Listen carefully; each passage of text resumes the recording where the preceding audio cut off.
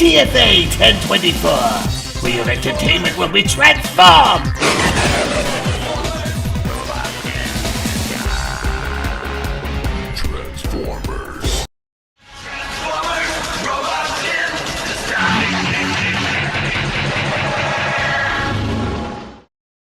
Weep Grognon, Weep Ninnybong TF Addicts, and welcome to another TFTC Extra. It's been a hot minute, and of course with the latest events of Transformers now happening at SDCC 2022, we have our first official look at the brand new Nickelodeon Transformers EarthSpark series, which is set to stream this fall on Paramount+.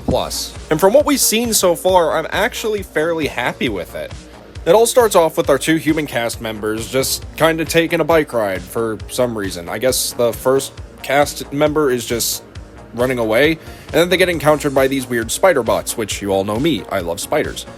From there, we end up seeing some sort of human resistance convoy against these spider bots, and it goes insane. Things explode, our human cast members are thrown down into a ravine, and then discover a cave glowing with what I assume is energon. From there, our two human leads decide to investigate the cave with the blue pulsating glow and discover Earth's artifact. Whatever it is, they haven't disclosed that just yet, but I assume this is the quote-unquote EarthSpark of the aforementioned title. What I really like about this whole sequence, though, is it's a very unique way to show the creation of a Cybertronian, and considering these are the first Terran Cybertronians, which is something that they've never really introduced before, I'm really intrigued to see how far they're gonna go. Like, are there gonna be more of them? We have yet to find out. I also love these little gauntlet things that apparently allow our human leads to be connected to the Cybertronians. Again, no idea how it's gonna work, but it's still a really cool idea nonetheless. Something worth mentioning too throughout this entire scene is that there's a whisper of the word legacy throughout it, at least for the beginning, before we see the creation of our two Cybertronian leads, Thrash and Twitch. Which, again, this is just such a cool concept to see, Earth-born Cybertronians.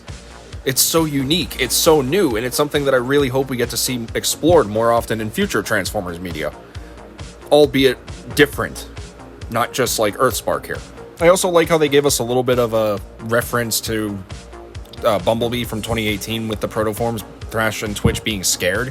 I don't know, instantly I just thought of Bumblebee transforming for the first couple times and then hiding from Charlie. It's just something really cute, and it kind of humanizes the characters in a way too.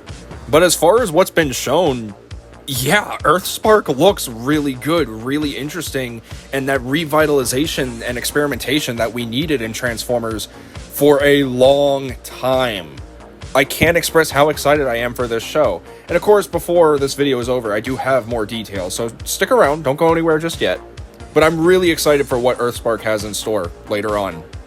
I cannot wait. Fall cannot come sooner.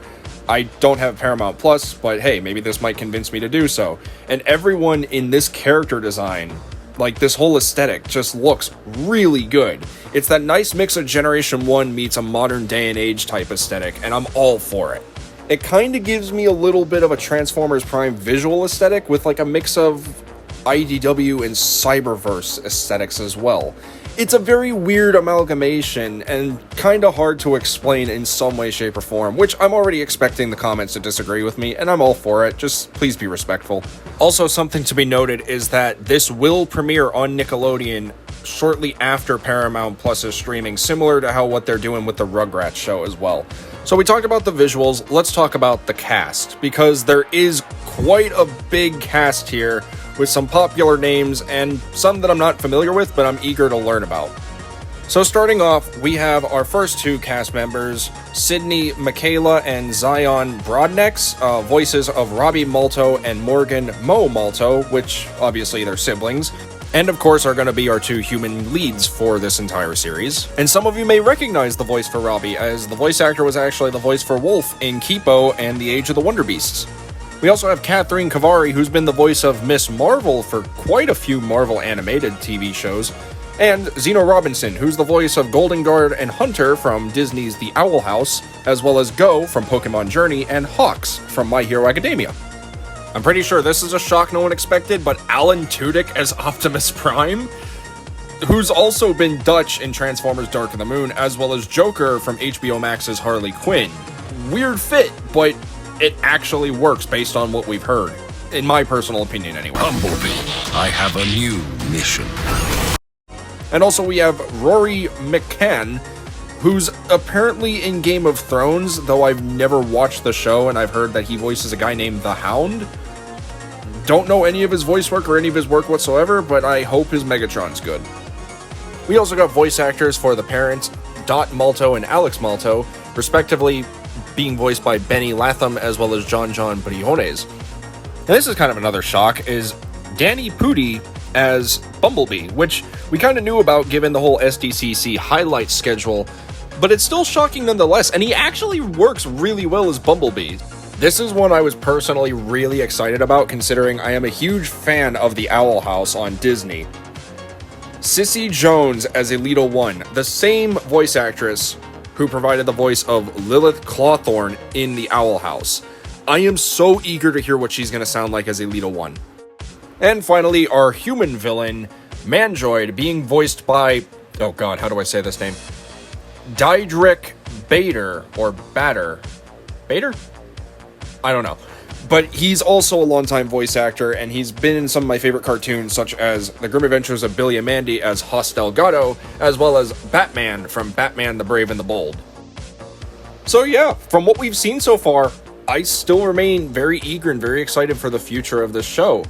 I know it's not going to be for everyone, it's very much kid-appealed, obviously, but the idea of the show starting off in the middle of the Cybertronian Civil War on Earth, with two brand new Terran Cybertronians who are now being trained by Bumblebee, is such a really cool concept. And I also love the absolute inclusion and the representation of family and found family.